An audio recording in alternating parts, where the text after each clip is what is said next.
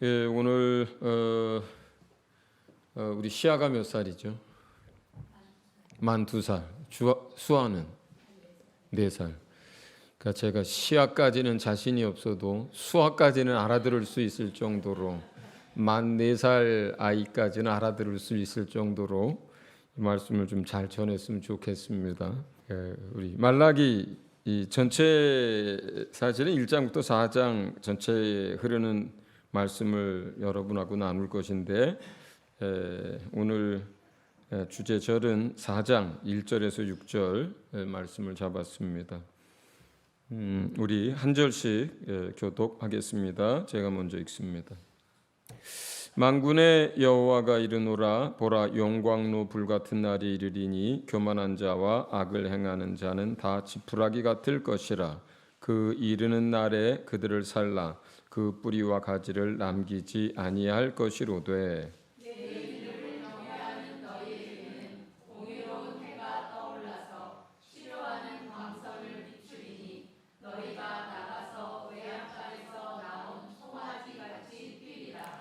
또 너희가 악인을 밟을 것이니 그들이 내가 정한 날에 너희 발바닥 밑에 재와 같으리라. 만군의 여호와의 말이니라.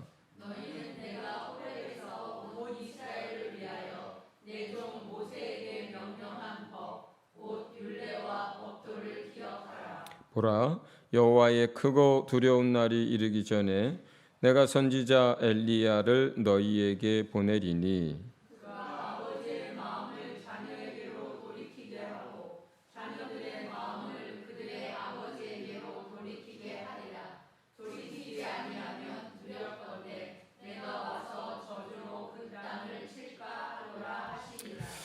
아멘. 여러분 잘 아시는 것처럼 말라기는 구약의 마지막 성경이자 이제 신약으로 구약을 이어주는 그 성경입니다. 이게 맨 마지막 우리가 읽은 선지자 엘리야를 너희에게 보내리라고 했던 것이 예수님의 말씀에 의하면 세례 요한에 관한 거잖아요.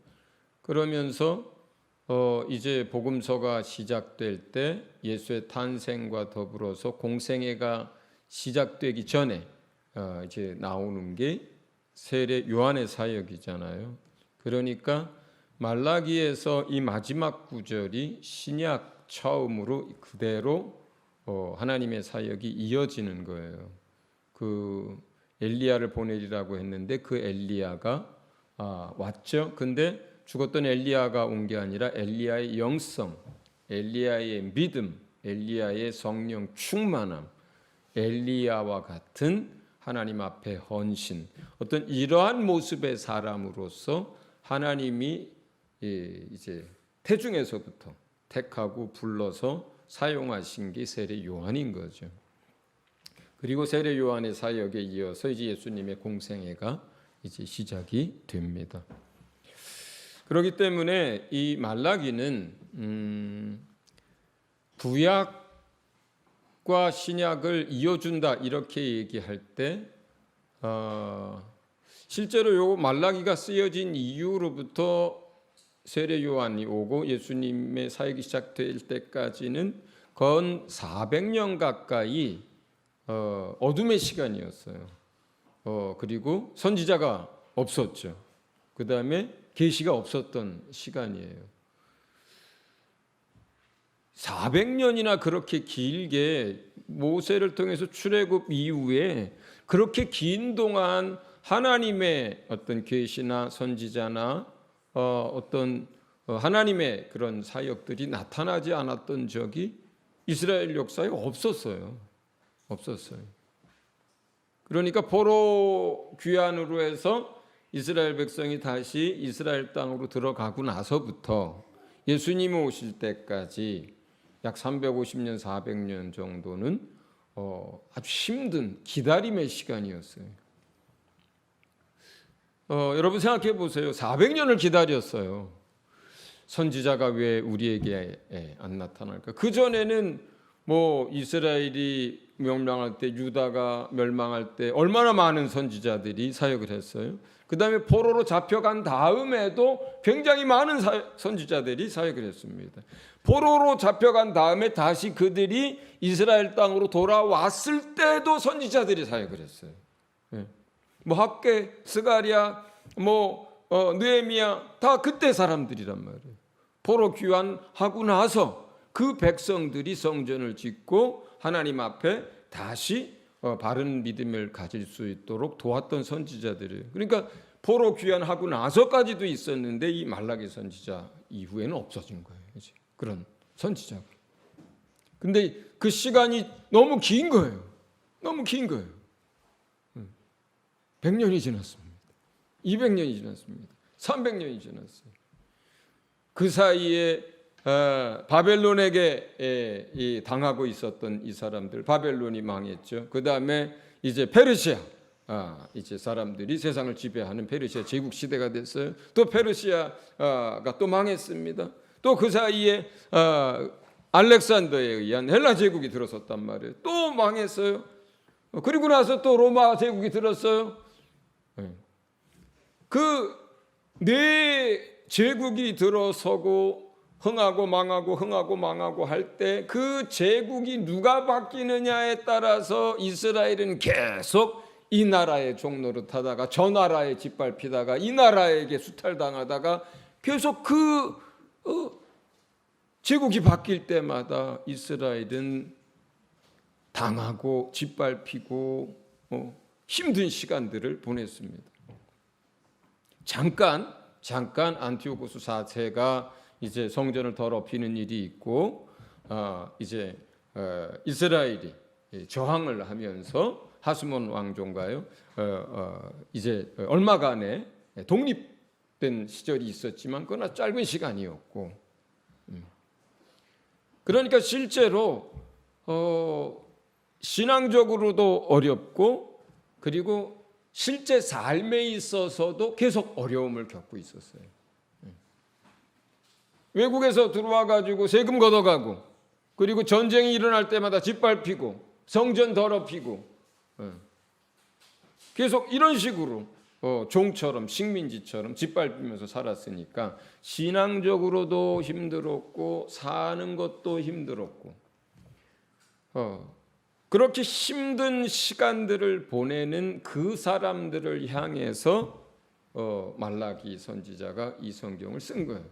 기록한 거예요. 그리고 이것은 이제 마지막 하나님의 심판이 다가올 것이다. 그날이 곧 올 것이다 하면서 이제 마무리가 지어지는 거거든요. 그게 마지막 때고 끝이에요. 이 말라기서의 3장 4장 이야기는 하나님의 심판 그리고 그날이 오면 주의 날이 임할 때 이런 거거든요. 그때까지 이스라엘 백성은 여러분 몇 번 들으셨던 것처럼 그리스도가 한 번 오면 끝나는 거라고 생각을 했단 말이에요. 메시아가 오는 날이 세상 끝날이고 그들에겐 구원의 날이고 세상은 심판의 날이라고 이해를 했단 말이에요. 그게 이 구약 사람들이 이해했던 마지막 날이에요. 심판의 날이에요. 심판의 개념이에요. 그런데 실제로 메시아는 그리스도는 한 번 오고 끝난 게 아니잖아요. 어때요? 실제로 예수님은 두 번에 걸쳐서 오시는 거예요. 그러니까 구약 사람들은 이걸 몰랐던 거란 말이에요. 그냥 한 번 메시아가 와서 모든 게 다 끝나는 줄 알았어. 그런데 예수님의 초림이 있고 그 다음에 곧 오시겠죠. 예수님의 재림이 있어요 이제. 그리고 그 예수님의 초림과 재림 사이에 이방인의 구원을 위한 은혜의 시간이 있었던 거예요. 그리고 그 시간이 벌써 2000년 가까이 된 거란 말이에요. 그런데 이 말라기서도 그렇고 구약의 이 사람들은 이 예수님의 초림과 재림 두 번이 있다는 것과 그 사이에 2000년이 넘는 은혜의 시간이 있다라고 하는 이 사실을 다 모르고 있었던 사람들이에요. 모르고 있었던 사람들이에요. 자, 그러면 이제 이 말라기는 오늘날 우리에게 어떻게 적용을 해야 되냐면 예수님은 이미 한번 오셨죠. 2000년 전에 오셨잖아요. 이 말라기에 흐르는 영적인 메시지는 이제 예수님의 초림을 기다리면서가 아니라 예수님의 재림을 기다리는 마지막 시대 사람들에게도 그 영적 흐름은 같이 적용이 되는 거예요. 무슨 말인지 이해하셨어요? 구약의 이스라엘 백성은 메시아가 온다라고 하는 것, 그리고 마지막 시대 심판, 이런 입장에서 이 말라기서를 봤단 말이에요. 우리는 어떻게 보는 거예요? 예수님의 초림이 아니라 예수님의 재림, 그리고 우리가 부활하는 것, 그리고 세상이 하나님의 진노로 심판을 받는 것, 이 입장에서 보는 거예요. 그러니까 구약 사람들은 예수 그리스도의 초림을 앞두고 이걸 본 거겠지만 우리는 예수님의 재림을 앞두고 이걸 보면 그대로 적용이 된다는 거예요. 세상을 심판하시고 우리를 구원해서 완전히 하나님 나라로 들어가게 하는 것이 재림에 관한 것이고 마지막 때에 관한 거잖아요. 그런데 우리는 그 목전에 두고 있거든요. 그러면 초림을 앞두고 400년이나 많은 사람들이 힘들어했고 또 많은 나라에게 짓밟혔고 그리고 사는 게 힘들었던 그 상황이나 이제 우리가 장차 당하게 될 앞으로의 힘든 상황, 그리고 주의 재림을 앞둔 상황, 세상의 심판을 앞두고 있는 이 상황이 사실은 오버랩되는 것이고 같은 거예요. 그러니까 여기에 말라기서의 전체적인 주제는 그 마지막 시대와 초림을 메시아의 오실 날을 앞두고 너희가 이제 하나님 그 메시아를 맞아들이기 위해서 준비되어져야 한다. 그러기 위해서 하나님께 돌아와야 한다. 무엇보다 너희가 하나님을 경외하는 자로 주님을 맞이해야 한다. 이 얘기를 하고 있는 거거든요. 근데 이 얘기가 오늘날 저와 여러분에게는 어떻게 되는 거예요? 예수님이 이제 재림을 앞두고 있다. 그리고 하나님 나라의 완성을 앞두고 있다. 세상이 심판을 당하는 그 목전에 있다. 그러니까 너희가 어떻게 해야 된다? 믿지 않는 자들은 하나님께로 돌아와야 하고 구원을 얻는 것이지만 믿는 사람들 또한 마음으로부터 하나님께로 돌아오고 그 또 재림하시는 주님을 맞을 준비를 하고 그리고 너희가 여기서 가장 중요한 것 하나님을 경외하는 정도의 경외하는 그런 마음과 믿음을 가지고 있어야 한다. 이 얘기를 말라기가 하는 거예요. 무슨 말인지 이해하셨죠? 자, 그런 입장에서 그런 기본적인 전제에서 이 말라기서를 보면 우리가 지금 그 마지막 결론 같은 부분들을 이제 본문으로 읽은 거예요. 4장 1절에는 주의 날이 다가오고 있다. 우리는 이제 주의 재림이 다가오고 있다.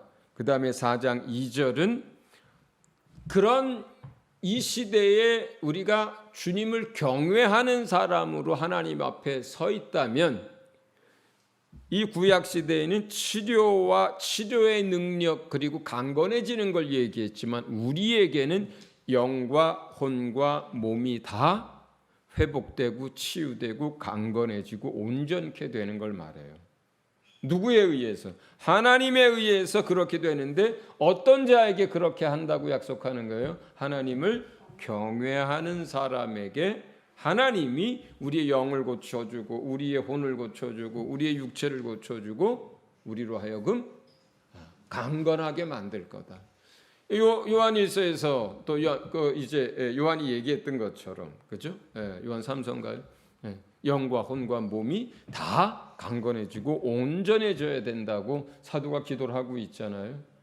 자, 우리가 이 시대에 하나님을 경외하는 믿음을 가질 수 있다면 우리의 영도 우리의 혼도 우리의 육체도 하나님 앞에 거룩하고 온전하고 강건케 될 거예요. 할렐루야. 그러면서 이제 4장 4절에 보면 너희는 율법 곧 율례와 법도를 기억하여라. 세 번역은 이렇게 되어 있어요. 그러니까 율법이라고 하는 것은요. 율법이라고 하는 것은 크게 두 가지로 나눠져요. 그 안에 율례와 법, 율례와 법도 이렇게 나누어지거든요. 이걸 오늘날 우리에게 적용을 한다면 너희 마음 안에 하나님의 말씀을 간직하고 그리고 성령의 인도함을 받는 삶을 살아라. 이렇게 번역할 수 있어요. 구약 시대의 사람들에겐 율법이 전부 다였잖아요. 율례와 법도가. 그리고 그걸 기억하라 그래요. 생각하고 붙들라 그래요. 우리는 어떻게 돼요? 새 언약의 백성인 저와 여러분은 그것을 마음에 기록하고 그 마음에 기록된 걸 내가 믿음으로 간직하고 성령이 그 말씀을 가지고 일하실 때 그걸 따라가면 된다는 것으로 우리에게 적용을 하면 되는 거예요. 할렐루야.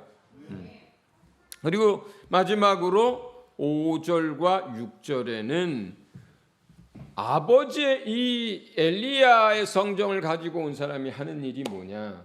아버지의 마음을 자녀들에게 돌아오게 하고 자녀들의 마음을 아버지께로 돌아오게 하는 거다라고 해요. 자, 이것은 이제 그 이스라엘 백성들이 하나님의 끊임없이 여기 우리 이따 보면 하나님을 배신하고 하나님을 떠나고 하나님의 성전에서 성전을 더럽히고, 그러니까 바벨론에 의해서 멸망하기 전에만 그런 게 아니에요. 아수르에 의해서 멸망당하기 전에만 그런 게 아니에요. 포로 귀환을 하고 나서도 말라기가 쓰여질 때 상황에도 그랬어요. 그러니까 지금 선지자들이 이제 그 성전을 완공하고 수룹바벨 성전이 완공하고 또 그 무너진 성벽까지 다 완공하고 나서 불과 몇십 년이 지나지 않았을 때 이 사람들의 상황이 오늘 말라기 앞에서 쓰여진 상황이에요. 이방인들과 결혼하고 또 남자들이 여자들을 버리고 그 다음에 째진 것, 눈먼 것, 병든 것들을 제물로 갖다 바치고 가정은 깨지고 말씀은 잊어버리고 이런 상황으로 돌아가요. 이런 상황으로 돌아가요. 그랬기 때문에 하나님이 그들을 싫어하는 상태가 또 돼버려요. 또 돼버려요. 이 사람들이 하나님을 떠나는 상태가 또 돼버려요. 그런 상태로 200년, 300년이 지나고 예수님 시대가 된 거거든요. 그때 여러분 종교 지도자들을 보면 되잖아요. 어떻게 됐는지. 제사장들은 어때요? 형식만 남고 본질을 다 잃어버리고, 그리고 또 그 사람들은 어때요? 천국에 대한 것, 영에 대한 것 전부 다 안 믿고 이 세상에서의 복과 잘 사는 것에만 관심을 두게 되잖아요. 이게 사두개인들이잖아요. 그러면 경건주의 운동을 뿌리로 해서 만들어진 바리새인들은 어떻습니까? 가장 중요한 것들은 잃어버리고 껍질만 남고 외식하는 사람들로 돼버리잖아요. 율법사들, 그러니까 율법 선생들, 제사장들, 바리새인들을 향해서 뭐라 그래요? 너희들 마음에 하나님이 없다라고 얘기하잖아요. 너희들이 하나님을 사랑하는 마음이 없다고 하잖아요. 하나님을 떠나 있는 거예요. 그런 상태로 주님 시대가 된 거예요. 종교 지도자들이 그랬으니까 또 일반 사람들은 어떻겠습니까? 결국 일반 백성들은 그 종교 지도자들에 의해서 교육을 받고 말씀을 배우고 모범을 따라서 그들의 지도를 받아서 신앙이 온전해지는 건데, 그들에게 그 신앙을 가져다 주고 교육하고 훈련할 지도자들이 하나님을 잃어버렸고 세속화됐고 형식만 남았고 외식을 한다면 백성들이 어떻게 온전하고 경건한 신앙을 가질 수가 있겠어요? 예수님 오셨을 때 사실은 그런 거예요. 그런 거예요. 그렇게 된 사람들에게 마지막 이 엘리야의 성정을 가지고 온 사람이 하는 사역에 대해서 이야기를 하는 거예요. 그 사역을 통해서 결국 회개하게 하고 하나님께 돌아오게 하는 사역을 통해서 하나님도 그 백성들을 품으시고 또 백성들도 하나님께로 돌아오게 하는 이제 이 일이 있을 것이다, 이렇게 얘기해요. 그러면 이걸 우리에게 적용을 한다면 이제 우리가 지금까지는 어떠한 모습으로 하나님 앞에 있었든지 간에 지금 우리가 주님이 오실 날을 준비하는 사람들은 이제 우리의 마음을 하나님께로 이제 깊이 들어가야 하는 거고, 또 하나님과 동행할 수 있어야 하는 거고 신앙의 회복이 있어야 하는 거죠. 지난 기독교 2000년의 역사 동안에 중세 기독교 시대에는 우리가 다 아는 대로 정말 암흑과 같은 시대였다 그래요. 그런데 불과 한 100년 전 정도부터 성령의 역사들이 다시 여기저기서 일어나면서 신앙의 회복이 지금 일어나고 있는 거예요. 지금 우리 눈에 사실은 뭐 이런 부족함도 있고 교회의 모습들이 이런 온전하지 않은 것도 있고 막 그렇지만 여러분 200년 전의 교회에 비하면 여러분 훨씬 더 말씀의 역사도 성령의 역사도 더 회복된 거예요. 300년 전, 400년 전에 성경도 없을 때에 비하면 훨씬 더 많은 회복이 일어난 거예요. 500년 전, 600년 전 종교개혁이 있기 전에 교회들, 개도리가 안에 있었던 교회든 그들로부터 핍박을 받고 쫓겨다니던 교회든 그때에 비하면 지금은 우리에게 성경도 있고 성령의 역사도 있고 그죠? 선교도 열심히들 하고 얼마나 많은 회복들이 일어났습니까? 이 모든 회복을 하나님이 시켜주고 계신 거거든요. 이런 회복을 시키시는 역사 속에 우리가 이제 있는데 우리가 더 하나님 속으로, 더 주님 속으로, 더 그 지성소 보좌 앞으로 더 가까이 들어가야 하는 거죠. 이게 마지막 메시지예요. 마지막. 자, 그러면 우리가 하나님 앞으로 더 깊이 들어가고 이 마지막 시대에 하나님을 경외하는 자가 되어야 하는데 이 말라기서에서 그것을 위하여 이야기하는 몇 가지 주제가 있어요. 우리가 하나님을 경외하는 자가 되려면 우리가 하나님께 더 가까이 나가려면 어디서부터 문제를 해결해야 될까요? 어디서부터 회복이 되어야 할까요? 예배입니다. 말라기서에서 첫 번째 다루는 게 예배예요. 제사장들이 제사를 드리는데 눈먼 것, 병든 것, 쓸모없는 것, 깨진 것들을 가져다가 제물로 드려요. 백성들이 제사를 드리는데 총독에게 만약에 그걸 가져다 드리면 예물을 가져다 드리면 니네 그 총독이 그걸 받겠냐? 이런 걸 가져다 드려요. 병든 것, 못난 것, 아무도 탐내지 않는 것, 몹쓸 것들, 양이 됐든 무엇이 됐든 그런 걸 가져다 드립니다. 제사가 뭐예요? 오늘날 우리로 치면 예배잖아요. 예배잖아요. 하나님께 나아가는 거잖아요. 그리고 나아가면서 예물을 드리는 거잖아요. 그런데 예물 드리는 사람들의 마음과 태도와 한번 중심을 보세요. 말라기서에서 얘기하는. 같이 잠깐 실감을 좀 하시려면 좀 읽어보는 게 좋을 것 같아요. 말라기서 1장 6절에서 14절을 좀 보겠습니다. 1장 6절에서 14절 교독해 볼게요. 제가 먼저 읽습니다.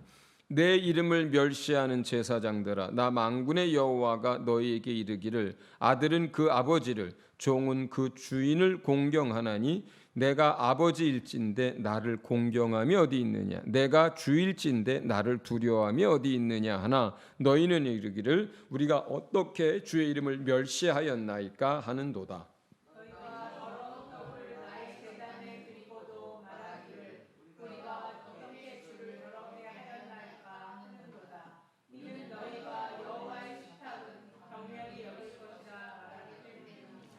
만군의 여호와가 이르노라 너희가 눈먼 희생 제물을 바치는 것이 어찌 악하지 아니하며 저는 것 병든 것을 드리는 것이 어찌 악하지 아니하냐 이제 그것을 너희 총독에게 드려보라 그가 너를 기뻐하겠으며 너를 받아주겠느냐. 만군의 여호와가 이르노라 너희는 나 하나님께 은혜를 구하면서 우리를 불쌍히 여기소서 하여라 너희가 이같이 행하였으니 내가 너희 중 하나님을 받겠느냐. 만군의 여호와가 이르노라 너희가 내 제단 위에 헛되이 불사르지 못하게 하기 위하여 너희 중에 성전문을 닫을 자가 있었으면 좋겠도다. 내가 너희를 기뻐하지 아니하며 너희가 손으로 드리는 것을 받지도 아니하리라. 만군의 여호와가 이르노라 해 뜨는 곳에서부터 해 지는 곳까지의 이방 민족 중에서 내 이름이 크게 될 것이요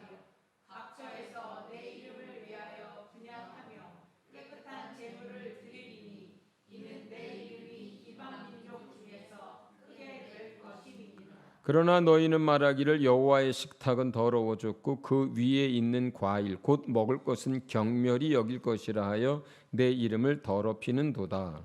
만군의 여호와가 이르노라. 너희가 또 말하기를 이 일이 얼마나 번거로운가 하며 코웃음 치고 훔친 물건과 저는 것 병든 것을 가져왔느니라. 너희가 이같이 공허물을 가져오니 내가 그것을 너희 손에서 받겠느냐. 이는 여호와의 말이니라. 짐승떼 가운데 수컷이 있거늘 그 서원하는 일에 흠이 있는 것으로 속여 내게 드리는 자는 저주를 받으리니 나는 큰 임금이요 내 이름은 이방 민족 중에서 두려워하는 것이 됨이니라. 만군의 여호와의 말이니라. 그 뒤에 2장 그 다음에 중간 이후에 보면 백성들이 하는 행동들이 2장 10절부터 나오는데 똑같아요. 제사장들이 그렇고 백성들이 다 똑같습니다. 훔친 것, 저는 것, 병든 것, 쓸모없는 것들을 가져다가 드립니다. 그리고 그들이 그렇게 하는 것이 그들이 말해요. 뭐라고 지들끼리 얘기하냐면 코웃음 치면서 이게 뭔 짓이냐, 이게 귀찮기 짝이 없다 이렇게 하는 것 자체 이렇게 하고 하나님이 어디 있느냐. 자, 지금 이 사람들이 제사를 드리면서 이런 말을 하고 이런 행동을 하는 거예요. 여기에서 우리가 하나님 뭐래? 너희가 나를 이렇게 경멸하고 이렇게 나를 무시하고 경멸했다 그래요. 하나님을. 너희가 나를 이렇게 경멸하면서 너희가 우리를 불쌍히 여겨주소서 이렇게 기도하면 내가 그 기도를 듣겠느냐. 차라리 누가 좀 성전문을 좀 와서 닫았으면 좋겠다. 사람들이 들어와서 제사 못 드리게. 자, 첫 번째 하나님 앞에 돌아온다. 하나님 앞에 경외하는 자로 하나님 앞에 바로 선다 할 때 우리가 이걸 적용한 동안 첫 번째 우리가 바꿔야 할 게 뭐냐면 예배에 대한 태도예요. 예배에 대한 태도예요. 여기선 재물 얘기하고 있지만 태도의 문제예요. 이게 첫째는 하나님을 경멸히 여겨요. 하나님을 우습게 여겨요. 하나님을 향해서 코웃음을 칩니다. 하나님을 두려워하지 않습니다. 그러면서 제사 드려요. 자, 그러면 우리는 이 정도는 아니에요. 그렇지만 여기서 우리가 이제 이방 모든 많은 민족들이 와서 내 이름을 높이고 깨끗한 제물을 드리고 하나님을 예배할 거라. 누구에게요? 여러분 얘기예요. 우리 얘기예요. 예수 그리스도로 말미암아 구원 얻은 성도들 얘기예요. 우리가 하나님의 이름을 높이고 깨끗한 예물과 제사를 드리고 하나님을 만방 중에서 높여드릴 거다. 우리 얘기하는 거예요. 지금 이 제사를 이 모양으로 하고 있는 이스라엘을 향해서 지금 여기서 하는 이야기는 우리 이야기하는 거예요. 그러면 우리도 하나님 앞에서 예배하는 것에 대해서 여기서 얘기한 것처럼 깨끗하고 온전하고 하나님이 받으실 만하고 하나님이 기뻐할 만한 예배를 드릴 수 있도록 우리 자신을 점검하는 게 첫 번째. 제가 사역자 모임에서도 얘기했습니다. 몇 가지 얘기를 했어요. 우리가 이제 적용 얘기를 하는 거예요. 하나 예배와 찬양팀들이 예를 들어서 이제 찬양 연습을 합니다. 그리고 예배 한 20분 전, 25분 전에 이제 연습이 끝나요. 그러면 그 시간에 이제 시간이 남습니다.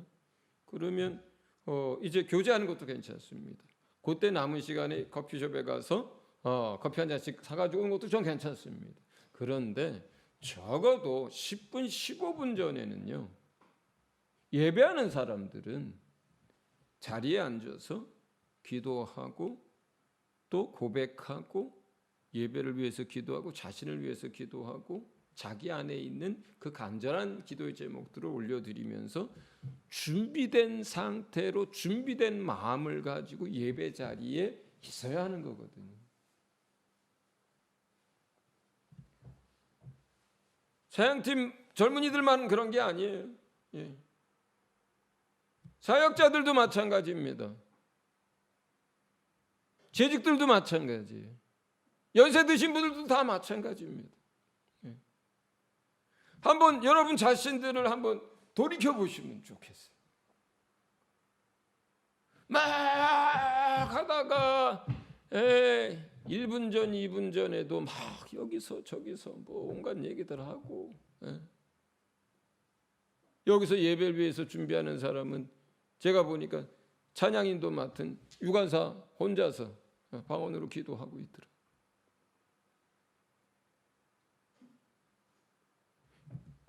가장 중요한 건 우선 뭐예요? 마음과 태도거든요. 마음과 태도예요. 예를 들어서 여기 총독 얘기를 했습니다. 여러분이 대통령을 만나러 간다고 하자고요. 대통령이 11시에 온다고 하자고요. 여러분이 그렇게 하겠어요? 대통령을 만날 때도 그렇게 안 합니다. 옛날에 청와대, 지금은 용산에 가서요 30분 1시간 전부터 기다리고요. 그리고 대통령 뭐 나오신다고 아니면 들어간다 그러면 그 만나러 가면은 몸매 무쇠하고 뭐 이렇게 하고 정신 바짝 차리고 그리고 준비하고 마음을 준비하고 대통령을 만나지. 아무 생각 없이 커피 마시다가 뭐 왔어 그리고 그렇게 만나야 대통령을 그러지 않을 거란 말이에요. 여기서 총독 앞에서도 그렇게 안 할 거란 말이에요. 그런데 하나님 앞에서는 우리가 어때요? 너무 자유롭고 너무 편하고 너무 사이가 좋아서 그런지, 그죠? 우리가 뭘 바꿔야 하는 거예요. 지금 바꿔야 하는 거예요. 근데 우리도요 이런 얘기를 자주 합니다. 1년에 제가 한 2-3번은 해요. 그러면 그때 몇 주는 좀 나아져요. 그럼 한 10분 전쯤 되면 와서들 이렇게 이제 준비하는 기도들을 하고 그래요. 그런데 구약의 이스라엘 백성도 아닌데 거룩한 성도인데 한 달만 지나면 이게 자꾸 흐트러지다가 자, 우리가 제일 먼저 바로잡아야 할 거는 예배인데 그 중에서 뭐예요? 마음인데, 태도인데 뭐예요? 첫 번째가 주님 만날 준비를 하고 준비된 상태에서 예배 속으로 들어가는 거. 이게 하나님을 경외한다면, 그죠? 또 하나님을 사랑한다면, 하나님을 정말 하나님으로 예배하기를 원한다면 우리의 태도, 우리의 마음이 제일 먼저 새로워져야 하는 거예요. 그게 하는 거예요. 봉사도 좋고요. 다 좋습니다. 뭐 음식 만드는 것도 좋고 찬양 연습도 있고 다 좋습니다. 그러나 맛있는 음식을 준비하고 찬양을 잘 준비하고 성가를 잘 준비하고 다 했다고 쳐요. 그런데 마음이 준비 안 됐다면 어떡할 거예요? 마음이 준비 안 됐다면 어떡할 거예요? 제일 중요한 게 마음을 준비하는 건데, 그러면 여러분 진짜 마음과 영혼을 준비해서 예배를 시작할 수 있기를 바랍니다. 그러기 위해서 은혜 속으로 들어가야 하고 고백하는 시간이 있어야 되고 보혈을 의지해야 하고 성령을 의지해야 하고 그리고 주님을 향해서 내 마음을 열면서 그 시간에 주님 앞으로 나가 있어야 해요. 할렐루야. 그게 첫 번째. 그렇다면 우리가 예배에 늦을 수 없죠. 예배에 늦을 수 없죠. 대통령하고 약속했는데 15분 늦게 가시겠어요, 여러분? 그럴 수 없죠. 미리미리. 그러니까 저희 사역자 모임에는 제가 다음 주부터는 최소한 아무리 늦어도 10분 전에는 예배 자리에들 다들 나와서 기도를 하면서 우리 사역자들이 먼저 준비합시다. 그러면 우리 성도들도 같이 따라하지요. 이렇게 이제 이야기를 나눴습니다. 예배를 마음을 잘 준비해서 드리는 거 엄청난 축복이고 영적인 모든 삶에서 첫 단추입니다. 첫 단추. 그걸 잘 끼는 것이 사실 어렵지도 않아요. 그걸 잘 낄 때 그 다음 주님 앞으로 계속 더 깊이 들어가지는 거예요. 여러분 예배 때마다 정말 은혜 속으로 들어갈 수 있고 풍성한 생명을 얻을 수 있고 주님을 깊이 만날 수 있어요. 얼마나 우리가 사모하는 거예요. 저와 여러분이 얼마나 그 시간을 그걸 사모합니까? 그런데 뭐예요? 예배 속에서 우리가 마음을 잘 준비해서 예배를 들어가면 그렇게 할 수 있다는 거예요. 자, 온라인으로 예배하는 청년들 또 찬양팀 봉사자들 다 좋습니다. 10분 전에는 들어와서 이제 기도하면서 그래서 저희 아들한테도 저녁 먹으면서 그 얘기했어요. 그랬더니 알았다고 이렇게 얘기를 했으니까 이제 한번 좀 지켜봐야 할 일 같습니다. 자, 두 번째는 3장에는 뭐라고 얘기하냐면 3장에 6절부터 12절에 보면 이런 이야기를 하셔요. 3장 7절부터네요. 7절 제가 읽어볼게요. 만군의 여호와가 이르노라 너희 조상들의 날로부터 너희가 나의 규례를 떠나 지키지 아니하였도다. 그런즉 내게로 돌아오라. 그리하면 나도 너희에게로 돌아가리라 하였더니 너희가 이르기를 우리가 어떻게 하여야 돌아가리까 하는도다. 사람이 어찌 하나님의 것을 도둑질하겠느냐. 그러나 너희는 나의 것을 도둑질하고도 말하기를 우리가 어떻게 주의 것을 도둑질하였나이까 하는도다. 이는 곧 11조와 봉헌물이라. 너희 곧 온 나라가 나의 것을 도둑질하였으므로 너희가 저주를 받았느니라. 만군의 여호와가 이르노라 너희의 온전한 11조를 창고에 들여 나의 집에 양식이 있게 하고 그것으로 나를 시험하여 내가 하늘 문을 열고 너희에게 복을 쌓을 곳이 없도록 붙지 아니하나 보라. 지금 이 너희는 내게로 돌아오라 하나님이 이렇게 얘기할 때 이스라엘 백성이 우리가 어떻게 해야 하나님께로 돌아가는 것입니까? 하고 물었을 때 얘기하는 게 뭐예요? 11조 얘기를 해요. 11조는 율법이 아니에요. 그렇죠? 11조는 율법이 아니에요.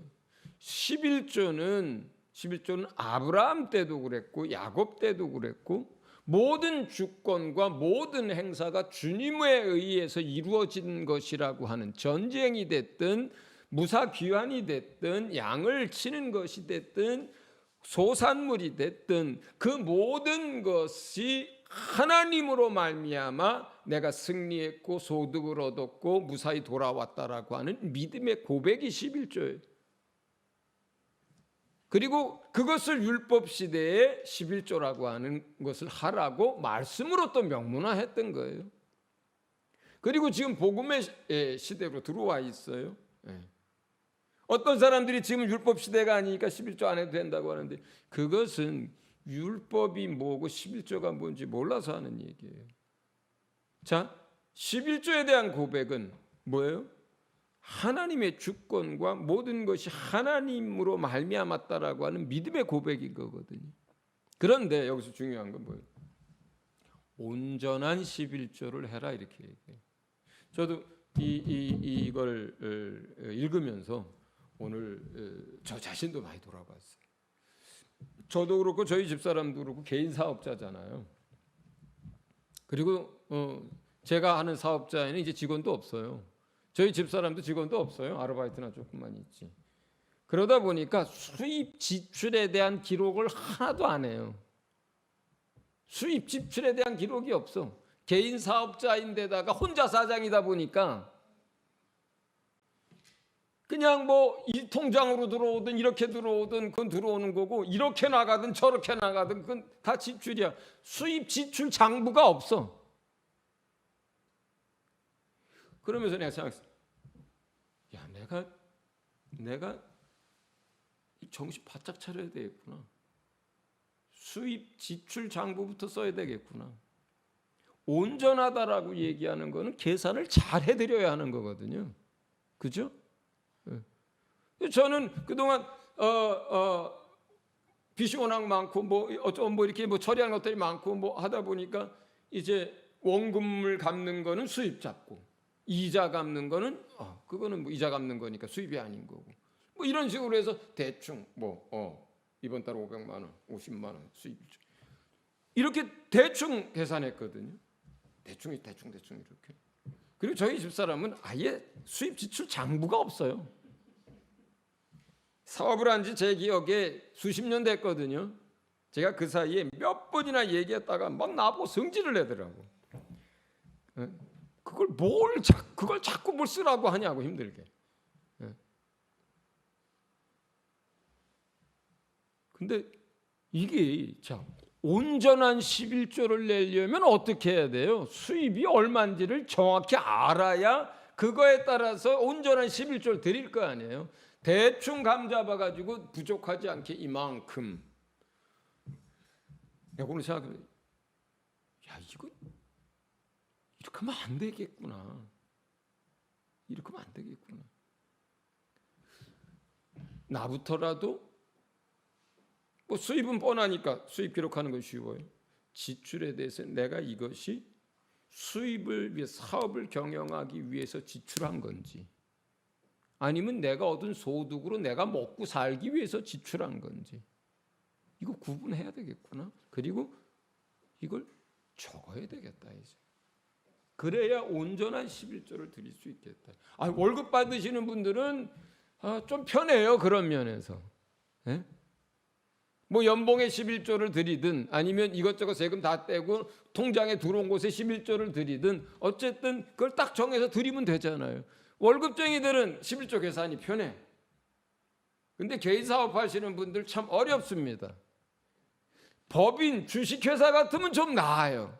그거는 이 격리장부와 이제 여러 가지 것들이 있어서 정확하게 계산을 해야 되는 부분들이 되니까. 자, 여러분 정확한 것이 첫 번째고 두 번째는요. 아무리 정확해도 그 안에 감사와 믿음이 없으면 온전한 11조가 안 돼요. 계산을 정확하게 했어도요. 그 안에 이 모든 것이 주님이 내게 주셨다라고 하는 감사와 그 다음에 주님으로 말미암았다라고 하는 그 믿음이 없이 그냥 습관적으로 얼마 들어왔으니까 뚝 떼서 뭐 이렇게 하면 이것도 금액은 맞았는데 온전한 게 아니에요. 그 안에 뭐예요? 감사와 하나님의 주관과 주권에 대한 믿음의 고백이어야 그래야 이게 온전한 11조. 그러니까 두 가지가 필요한 거예요. 정확한 계산, 두 번째 뭐예요? 감사와 믿음. 감사와 믿음. 여러분 오늘 조금 시간이 좀 걸리더라도 들으세요. 아직도 좀 두 가지쯤 더 남았어요. 자, 그래서 두 번째가 온전한 11조고요. 세 번째는 뭔지 아세요? 세 번째는 사실 이거 좀 순서를 바꿀게요. 여기 거보다 요약 올린 것보다. 세 번째는 온전한 가정이에요. 가정을 온전케 하는 거예요. 지금 사실 여기서 제사 다음에 다루신 게 뭐냐면 가정 문제를 다루셨어요. 말라기에서. 너희가 또 한 가지 잘못하는 게 있다 하시면서 이야기하셨어요. 뭐?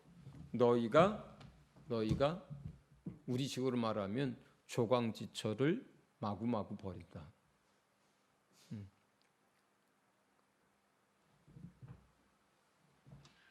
그러면서 무슨 얘기를 하느냐? 그렇게 되면 너희 자녀가 거룩하지 못하고 온전하지 못하고 경건한 자손을 얻을 수 없다.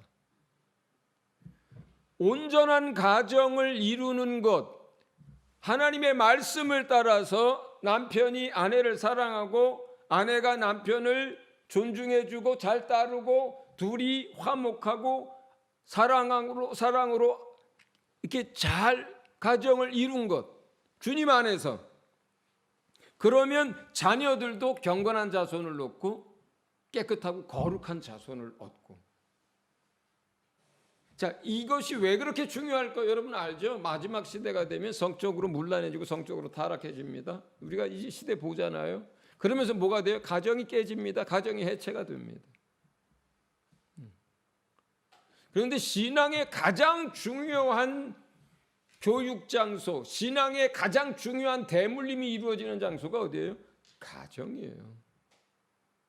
제사장이 율법사가 아무리 엉망이어도요, 그 집의 가장이 온전한 믿음과 신앙을 가지고 있고 아내와 남편이 온전한 믿음의 삶을 살면 그 집 자손들은 경건한 자손들을 계속 이어갑니다. 그런데 아무리 제사장이 올바른 제사장이 자기 역할을 한다 해도요, 그 가정이 그렇게 문란하고 깨지고 이방 여자하고 여기서 결혼하는 거 이야기 나오고 어려서 얻은 그 아내를 사랑하지 않고 내가 갖다 버리고 이혼하고 이렇게 되면 신앙은 물려져 가지 않아요. 끊어집니다.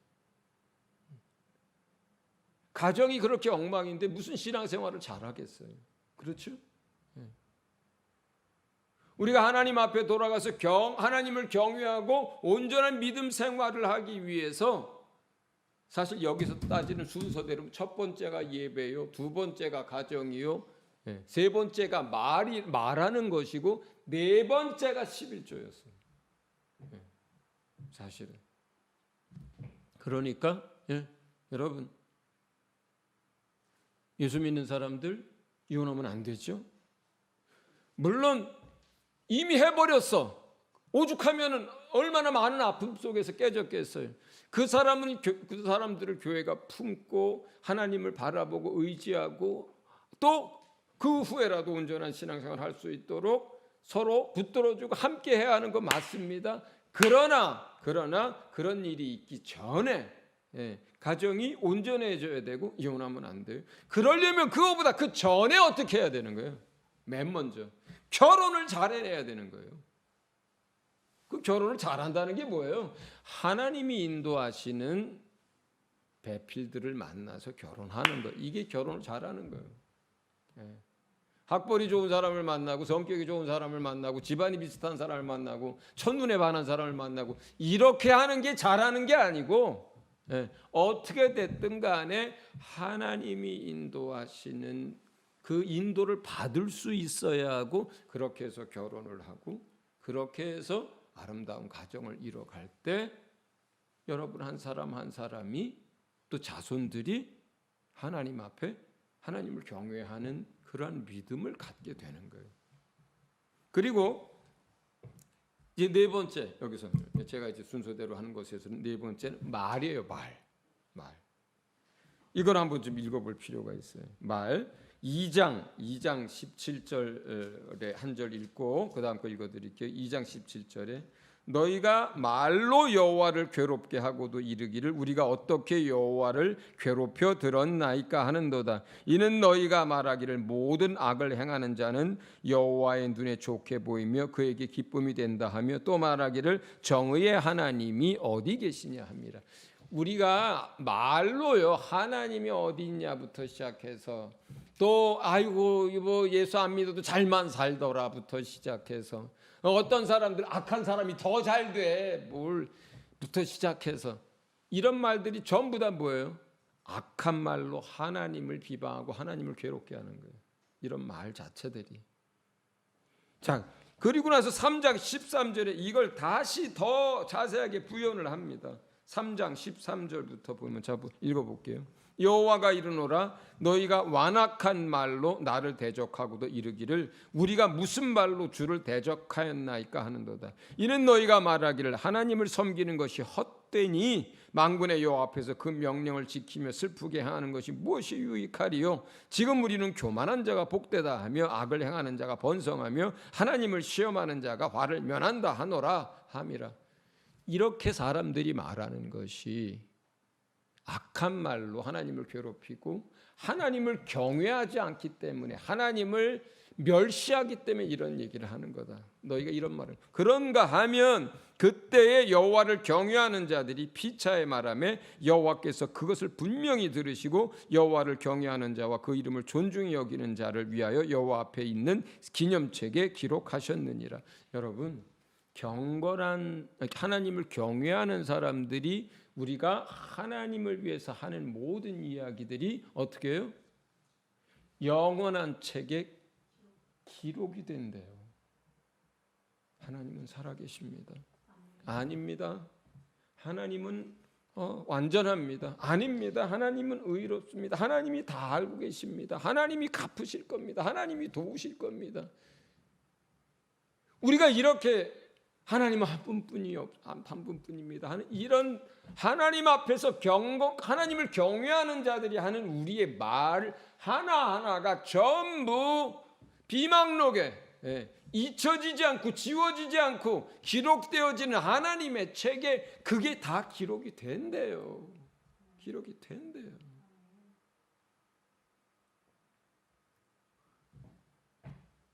주님이 물 한 그릇 떠주는 것만 기억하고 갚아주는 게 아니라 형제에게 바보라고 한 말조차도 다 기록하고 있지 아니하고 우리의 모든 생각, 우리의 말들을 전부 기록하고 계신다 그래요. 자, 지금 네 가지 얘기를 했습니다. 첫 번째, 예배. 예배에 대해서 많은 얘기들을 해야 되겠지만 그러나 여러분 마음을 준비해서 준비된 예배를 드리는 것. 두 번째, 가정.